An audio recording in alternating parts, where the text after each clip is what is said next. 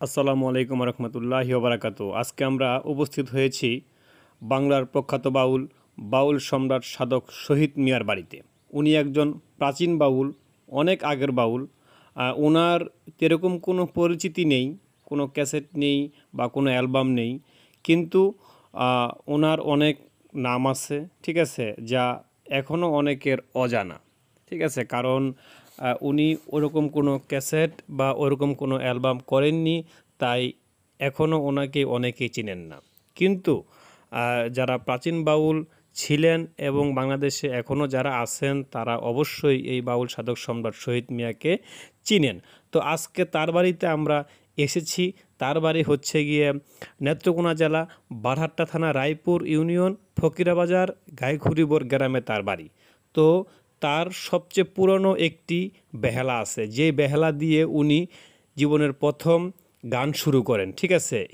সেই বেহালাটা, সেই বেহালা দেখার জন্য আমরা তার বাড়িতে আজকে হাজির হয়েছি। এই বেহালাটার মূল্য ছিল তখন 700 টাকা। আমরা তার এই বেহালা কত দিয়ে কিনছিলেন? এটা 750 টাকা। 750 টাকার বেহালা। আজ থেকে আরো কয় বছর আগে হবে? 50 বছর আগের বেহালা। এটা দিয়ে কি আপনার গানের জীবন শুরু? হয়, এটা থেকে গান শুরু, এটা থেকে শুরু, এটা থেকে সব। 50 বছর আগে এই বেহালা কিনা এবং 750 টাকা দিয়ে এই বেহালা কিনে উনি গানের জগৎ শুরু করেছিলেন, দেখতেই পারতেছেন। তো আপনারা বাউল সাধক সম্রাট শহীদ মিয়ার কণ্ঠেই শুনতে পারলেন যে ওনার এই বেহালাটা আজ থেকে আরও 50 বছর আগে এবং 750 টাকা দিয়ে এই বেহালাটা কিনেছিলেন। তো বুঝতে পারতেছেন তখনকার 750 টাকার কিন্তু অনেক মূল্য ছিল, ঠিক আছে।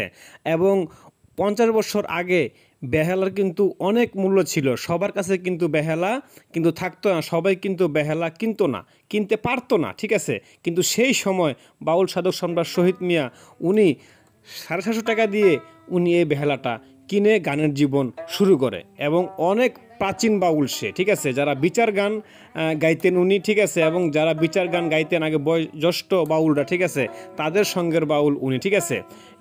15-20 বছর যাবৎ উনি আর গান গায় না, কারণ তার বয়স হয়ে গেছে অনেক, ঠিক আছে। হয়তো অনেকে চিনেন না, যারা চিনেন তারা হয়তো এই দুনিয়াতে নেই। তো আমরা বললাম যে বাউল সাহেব, এই বেহালাটার একটু সুর আমরা শুনতে চাই, কিন্তু বেহালাটা অনেক পুরনো হয়ে গেছে, উনি এটা এখন ব্যবহার করেন না, কিন্তু তারপরও যতটুকু সম্ভব উনি বাজাইলেন।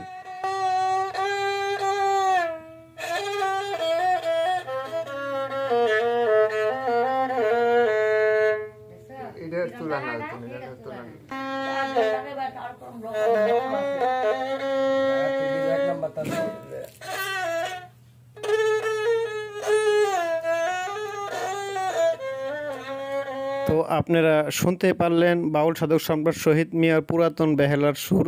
তো আসলে বেহালাটা পুরন হয়ে গেছে এবং ব্যবহার না করার কারণে হয়তো সুরগুলি ঠিক মতন ওঠে না, এটা আপনারা বুঝতে পারছেন। কিন্তু 50 বছর আগের এত পুরনো বেহালা এখনও এত সুন্দর ঝকঝকে রয়ে গেছে, আমি দেখে কিন্তু একেবারে অবাক। আসলে উনি জিনিসটা যত্নে রেখেছেন এবং এই বেহালা দিয়ে কিন্তু উনি গান শুরু করেছেন এবং এই বেহালা দিয়ে কিন্তু উনি শেষ করেছেন।